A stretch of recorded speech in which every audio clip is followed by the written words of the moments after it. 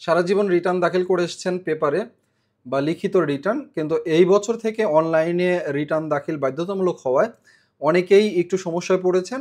যে বিষয়টা নিয়ে সেটা হলো যে এর আগের বছরগুলোতে আমরা আমাদের রিটার্নে স্বর্ণ বা আসবাবপত্র বা বেশ কিছু অ্যাসেটসের যেই ভ্যালুটা ছিল সেই ভ্যালুটা আমরা অজানা লিখে আসছিলাম, সেখানে আননোন দিয়ে রাখছিলাম। যে কারণে এখন আমরা যখন অনলাইনে রিটার্ন দাখিল করতে যাচ্ছি তখন আর এই আননোন লেখার মতো কোনো সুযোগ নেই।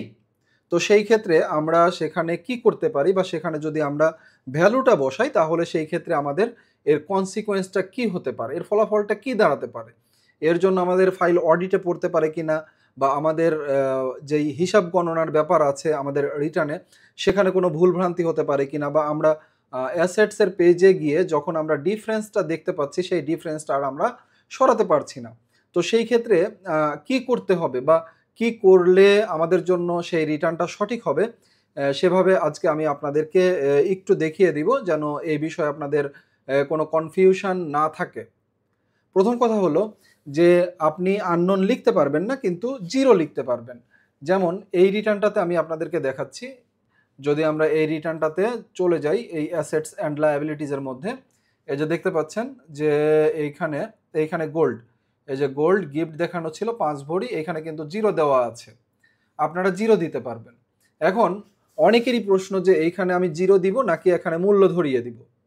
যদি এটা আপনার প্রথম রিটার্ন হয় তাহলে সেই ক্ষেত্রে আপনি এখানে মূল্য ধরিয়ে দিবেন, বা আপনি এর আগে রিটার্ন দাখিল করেছেন কিন্তু সেই রিটার্নে আপনার মূল্য দেখানো ছিল তাহলে সেই মূল্যটা আপনারা এইখানে বসিয়ে দিবেন।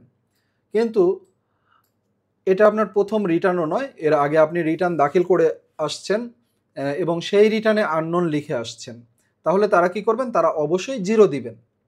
কেন জিরো দিবেন? কারণ হলো এখানে যদি আপনি জিরো না দেন তাহলে দুটো সমস্যা দাঁড়াবে। একটা হলো যে আপনার অ্যাসেটসের পরিমাণটা মিলবে না। আপনার যেই সোর্স অফ ফান্ড সেই সোর্স অফ ফান্ড সমান সমান অ্যাসেটস, এইখানে ডিফারেন্সটা এই যে জিরো হয়েছে এই জিরোটা কিন্তু আর হবে না। তখন আপনার আয়কর ফাইলে গণনাজনিত কারণে ভুল থেকে যাবে, যে কারণে দেখা যাবে যে আপনার ফাইলটা অডিটে পড়ে যেতে পারে বা আপনাকে নোটিশ করা হতে পারে, তখন আপনি বিপদে পড়ে যাবেন। আর আর একটা কারণে দেখানো যাবে না, সেটা হলো যে আপনি যদি এখন ভ্যালু দেখান তাহলে সেই ক্ষেত্রে কিন্তু আপনার যেটা পরবর্তীতে আপনি বিক্রি করবেন, বিক্রি করলে সেখানে কিন্তু আপনার ক্যাপিটাল গেইনটা আসবে। ক্যাপিটাল গেইনটা আপনার সেল ভ্যালু থেকে আপনার অর্জিত মূল্যটা বাদ দিয়ে যেটা আসবে সেটা আপনার ক্যাপিটাল গেইন হবে।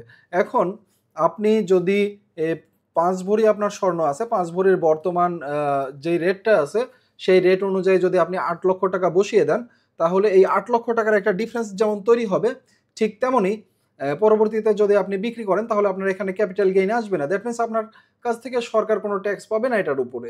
এটা আপনি বিক্রি করে যেই প্রফিটটা করবেন সেই প্রফিটের উপরে কিন্তু কোনো ট্যাক্স পাবে না। তাহলে সরকার কিন্তু আপনাকে ছেড়ে দিবে না।